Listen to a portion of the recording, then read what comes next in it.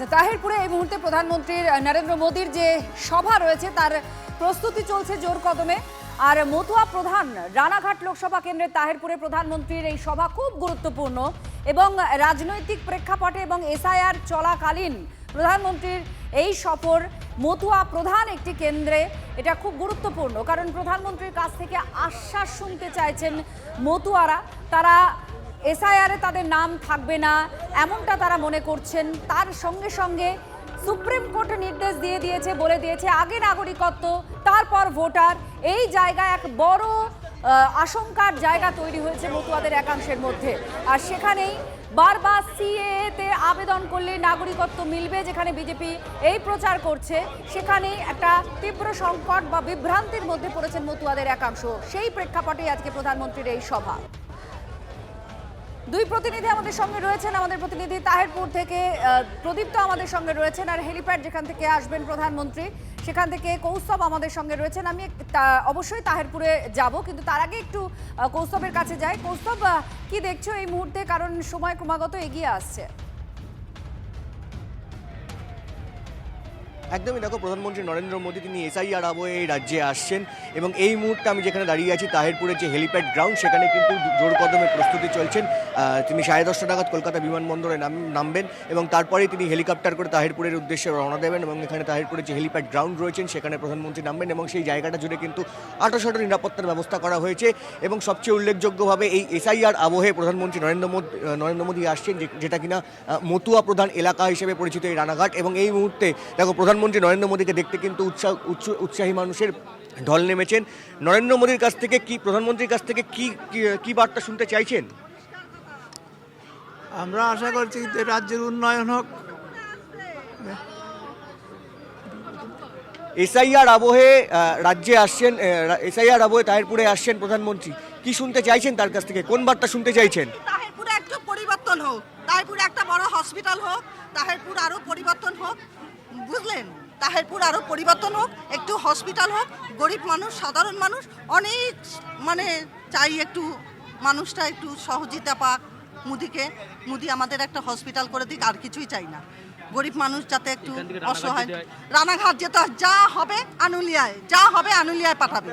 তাহিরপুরে এত কিছু বলেন তো, তাহিরপুরে এই যে মতুয়া প্রধান এরিয়া এবং এখানে নো ম্যাপিং এর সংখ্যাটা অনেক বেশি, তো সেই জায়গায় দাঁড়িয়ে কোনো আশ্বাসবাণী কি শুনতে চাইছেন প্রধানমন্ত্রীর কাছ থেকে? আমরা শুনতে চাইছি যে আমরা এইটাই আশা করি, তাহিরপুরে একটা হসপিটাল হোক, আর কিছুই চাচ্ছি না। যেখানে এখানে যারা উৎসাহী জনতা রয়েছেন তারা কিন্তু প্রধানমন্ত্রী নরেন্দ্র মোদীকে দেখতে তারা এখানে ভিড় জমিয়েছেন, কারণ প্রধানমন্ত্রী নরেন্দ্র মোদী তিনি এই তাহিরপুরের যে নেতাজি পার্ক সেখানে তিনি আজকে জনসভা করবেন এবং সেই জায়গা থেকে তিনি কি বক্তৃতা দেন সেটা কিন্তু শুনতে অধীর আগ্রহে অপেক্ষা করছেন এখানকার যারা মানুষরা রয়েছেন।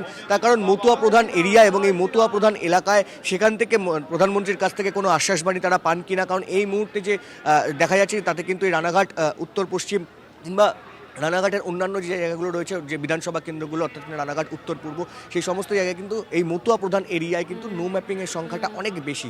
ফলে প্রধানমন্ত্রী নরেন্দ্র মোদীর কাছ থেকে 26-এর ভোটের আগে তার কাছ থেকে কোনো আশ্বাসবাণী শুনতে চান কিনা সেই জায়গায় তারা দাঁড়িয়ে আছেন এবং কিছুক্ষণের সময়ের অপেক্ষা, তারপরে কিন্তু প্রধানমন্ত্রী শুনতে কি চান সেখানকার মানুষ। উন্নয়নের বার্তা অবশ্যই তারা শুনতে চান, কিন্তু যে রাজনৈতিক প্রেক্ষাপট তৈরি হয়েছে এই এসআইআর চলাকালীন, মতুয়াদের মধ্যে একটা বিভ্রান্তি তৈরি হয়েছে, আশঙ্কা তৈরি হয়েছে। তাদের নাম কাটা যাবে না তো ভোটার তালিকা থেকে? তারা ভারতে থাকতে পারবেন তো? এই নানান প্রশ্নের একটা উত্তর তারা চাইছেন। এই মুহূর্তে আপনাদের আমরা যে ছবিগুলো দেখাচ্ছি, প্রধানমন্ত্রীর সভা, আগে যে সভাগুলো করেছেন আলিপুরদুয়ার 29শে মে, সেখানে সভা করেন এবং প্রশাসনিক একাধিক কর্মকাণ্ডের সূচনাও করেছিলেন প্রধানমন্ত্রী উন্নয়নমূলক কাজের। আবার 18ই জুলাই দুর্গাপুরে যান তিনি, 22শে আগস্ট দমদমে তার সভা ছিল, আর আজকে রানাঘাটে। আমাদের সঙ্গে প্রদীপ্ত আমাদের প্রতিনিধি আছেন এই মুহূর্তে। প্রদীপ্ত, উন্নয়নের কথা শুনতে চান। আমরা কিছু মানুষের সঙ্গে কথা বললো কৌস্তব, তারা বারবার বলছিলেন খুব স্বাভাবিক, দেশের প্রধানমন্ত্রী আসছেন, উন্নয়নের কথা বলবেন, তারাও চাইবেন, কিন্তু যেখানে গিঁট আটকে আছে সেটা হচ্ছে নাগরিকত্বের বিষয় মতুয়াদের ক্ষেত্রে। তো তারা কি এক্সপেক্ট করছেন, কি চাইছেন প্রধানমন্ত্রীর কাছ থেকে? দেখো এখানে যে সমস্ত মানুষজন আসছেন তাদের সঙ্গেই একবার কথা বলে নেব।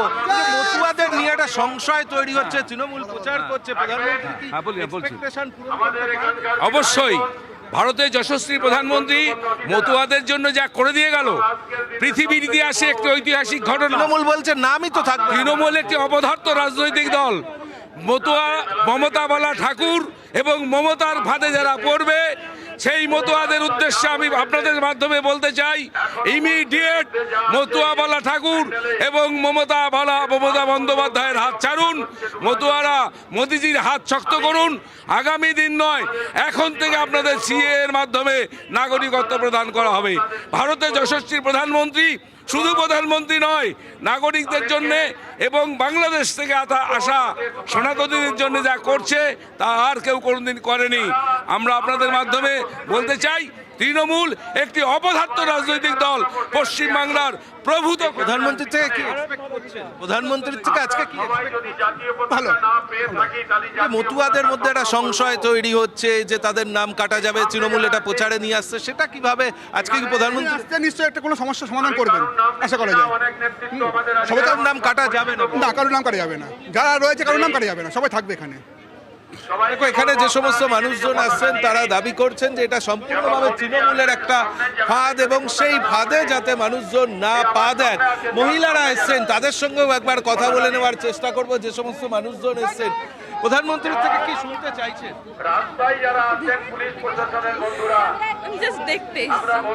দেখো কেউ প্রধানমন্ত্রীকে দেখতে এসছেন, প্রধানমন্ত্রীর কাছ থেকে তারা কি শুনতে চান আমরা চেষ্টা করব আরো দু একজনের সঙ্গে কথা বলে নেওয়ার। আর যে প্রধানমন্ত্রীর কাছ থেকে কি শুনতে চান? হবিবপুর থেকে আসছি।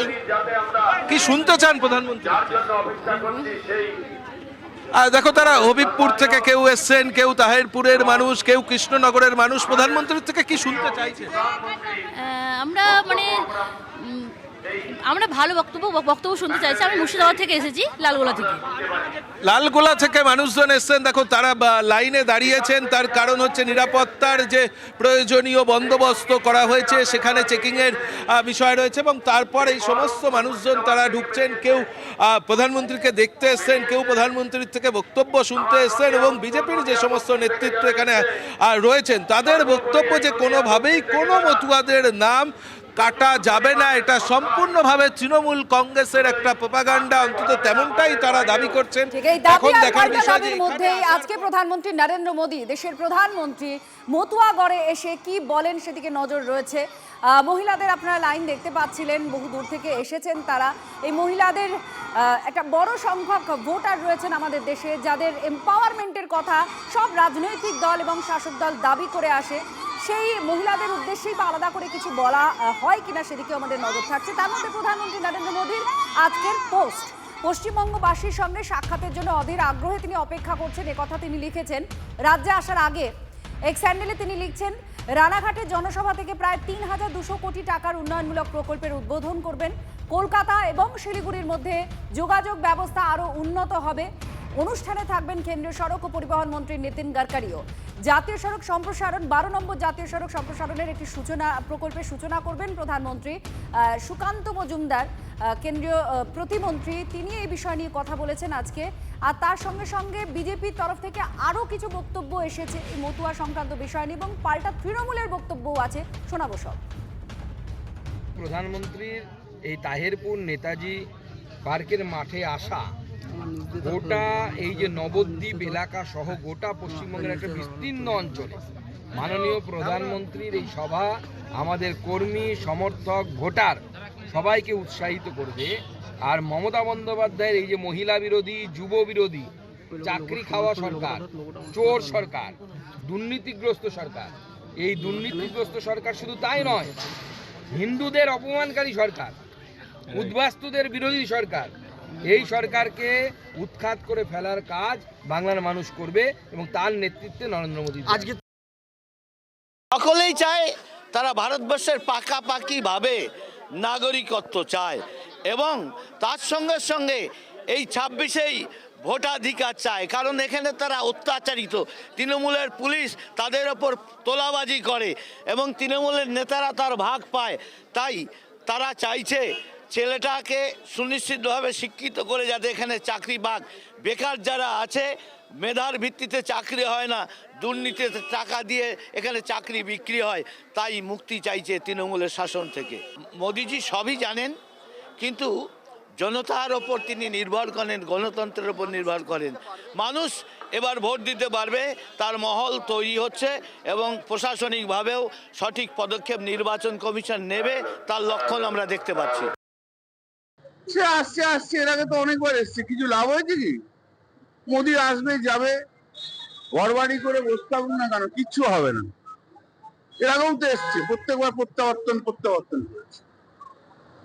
ভারতবর্ষে মানুষ ওকে জবাব দেবে যেভাবে মহাত্মা গান্ধীর নামটা মুছে দিল মান্ডেগা থেকে। এত অহংকার ভালো নয়।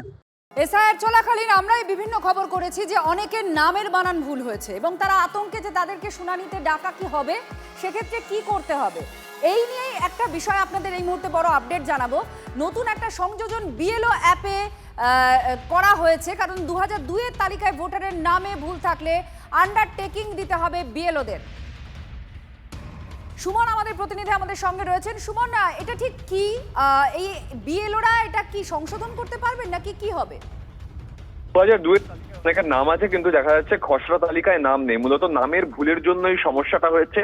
এক্ষেত্রে কিন্তু হিয়ারিং একমাত্র সলিউশন ছিল, কিন্তু নতুন একটা সংযোজন এসছে বিএলও অ্যাপে, যেখানে পরিষ্কার বলা হচ্ছে যে প্রয়োজন পড়লে বিএলও তিনি নিজে আন্ডারটেকিং দিয়ে তিনি যদি নিজে ম্যাপিং করতে পারেন নথির ভিত্তিতে, তাহলে কিন্তু তিনি তার সমস্যার সমাধান করে দিতে পারেন।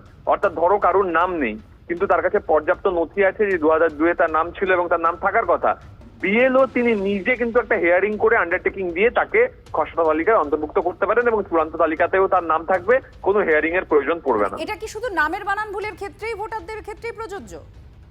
মূলত নামের বানানের ভুলের ক্ষেত্রে, এছাড়া কারোর বয়সের গরমিল থাকতে পারে সেটাও দেখা হচ্ছে, তবে নামের বানান ভুল থাকলেই কিন্তু এই তালিকা থেকে আউট হয়ে যাওয়ার বিষয়টা আসছে। ধন্যবাদ। স্পেলিং মিস্টেক থাকে তাহলে সেই ক্ষেত্রে সেটাকে আপলোড করে দিতে হবে এবং রিলেশনশিপের যে প্রমাণপত্র, তার বাবার সঙ্গে বা ঠাকুরদার সঙ্গে ঠাকুমার সঙ্গে যে রিলেশনশিপ, তার প্রমাণপত্র যেন দেয় এবং সেই প্রমাণপত্র আপলোড করতে হবে। আরেকটা মানে দায়বদ্ধ করার জন্য আরেকটা ওখানে বিএলও অ্যাপের মধ্যেই লিখেছি আর কি, যেটা যে তাদেরকে কিন্তু একটা আন্ডারটেকিং সহ চিঠি লিখতে হবে।